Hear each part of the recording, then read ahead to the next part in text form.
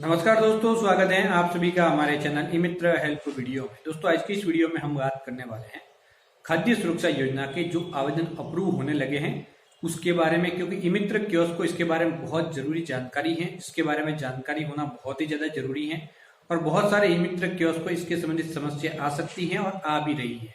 तो उसके बारे में कंप्लीट जानकारी देने वाला हूं। अगर आपको इसके बारे में जानकारी नहीं है तो हो सकता है कि आपके ऊपर पेनल्टी भी लग सकती है अगर इस बात का आप ध्यान नहीं रखेंगे तो इसके बारे में complete step by step process में आपको बताने वाला हूं।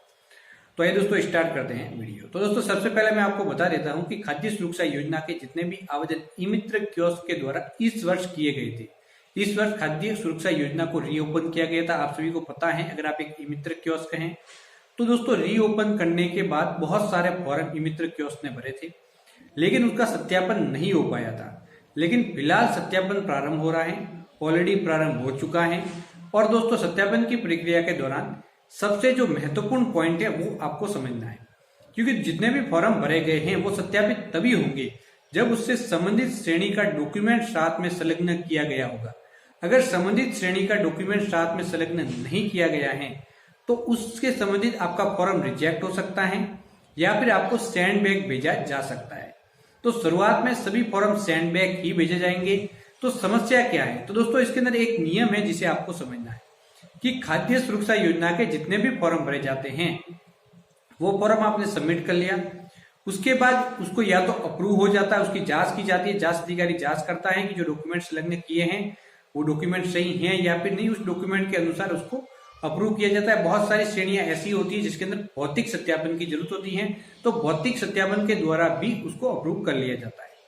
लेकिन दोस्तों समस्या ये आ रही है कि कुछ ऐसे डॉक्यूमेंट है या फिर कुछ ऐसे फॉर्म है जो ई मित्र कियोस्क ने बिना समावेशन की श्रेणी में होने के दौरान भी फॉर्म सबमिट कर लिए, यानी कि वो किसी भी समावेशन की श्रेणी में नहीं आता। अगर समावेशन की श्रेणी में आता भी है तो उसके पास उस समावेशन श्रेणी का डॉक्यूमेंट नहीं था।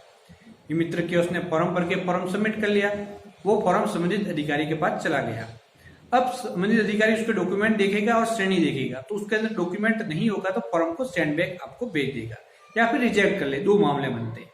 लेकिन दोस्तों समस्या क्या है? समस्या ये है कि आपको फॉर्म जब सेंड बैक भेजा जाएगा तब आपको कहा जाएगा कि ये डॉक्यूमेंट संलग्न करके आप फॉर्म को वापस रीसबमिट करें। अब ई मित्र कियोस्क को क्या करना है कि संबंधित जो आवेदक है उससे कांटेक्ट करना है, वो डॉक्यूमेंट लेना और फॉर्म को रीसबमिट कर लेना है और उसके बाद जांच अधिकारी उसकी जांच करके उसको अप्रूव कर लेगा। ये तो हो गया पहला मामला। लेकिन दोस्तों हो सकता है कि उस श्रेणी का डॉक्यूमेंट उस आवेदक के पास हो ही ना, या फिर गलत श्रेणी का आपने सेंड करके उसका फॉर्म भरा। उस मामलों में आप डॉक्यूमेंट नहीं ला सकते। तो डॉक्यूमेंट नहीं लाएंगे तो आप फॉर्म को रीसबमिट भी नहीं कर सकते। जब आप इसको रीसबमिट नहीं करेंगे तो आपके ई मित्र पे वो रह जाएगा पेंडिंग। अगर फॉर्म आपके ई मित्र पे पेंडिंग रह जाता है तो आपके ऊपर कार्रवाई की जा सकती है, क्योंकि खाद्य सुरक्षा योजना का कोई भी फॉर्म किसी भी ई मित्र पे कभी भी पेंडिंग नहीं रह सकता। जैसे ही आपने फॉर्म भरा, कभी भी आपको सेंडबैक मिले तो उस कमी की पूर्ति करके तुरंत उसको वापस रीसबमिट करना होता है, जैसे ही सेंडबैक आपको फॉर्म मिल जाता है। तो यहाँ पे जैसे ही सत्यापन की प्रक्रिया प्रारंभ हुई है तो ये सभी प्रोसेस प्रारंभ हो चुके हैं जो मैंने अभी आपको बताए। तो ई मित्र कियोस्क को संबंधित डॉक्यूमेंट संलग्न करके सभी फॉर्म रीसबमिट करने हैं। जितने भी फॉर्म हैं आपके समावेशन की श्रेणी के अंतर्गत आते हैं नहीं आते, आपने फॉर्म भरे, संबंधित श्रेणी का अगर डॉक्यूमेंट नहीं है, जो श्रेणी लेके आपने फॉर्म भरा है तो आपको सेंडबैक मिलेगा, उस कमी की पूर्ति करके रीसबमिट करना है। अगर संबंधित श्रेणी का डॉक्यूमेंट नहीं है और आप रीसबमिट नहीं कर पाएंगे तो आपके ऊपर कार्रवाई होने वाली है।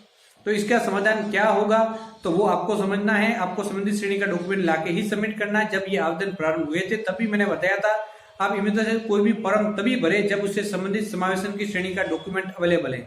अगर संबंधित श्रेणी का डॉक्यूमेंट अवेलेबल नहीं है तो आपको फॉर्म नहीं भरना है।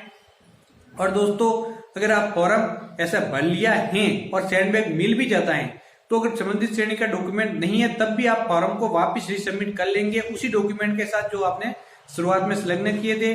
उस मामलों में आपका फॉर्म रिजेक्ट कर दिया जाएगा और हो सकता है वापस सेंडबैक आपको भेजा जाए।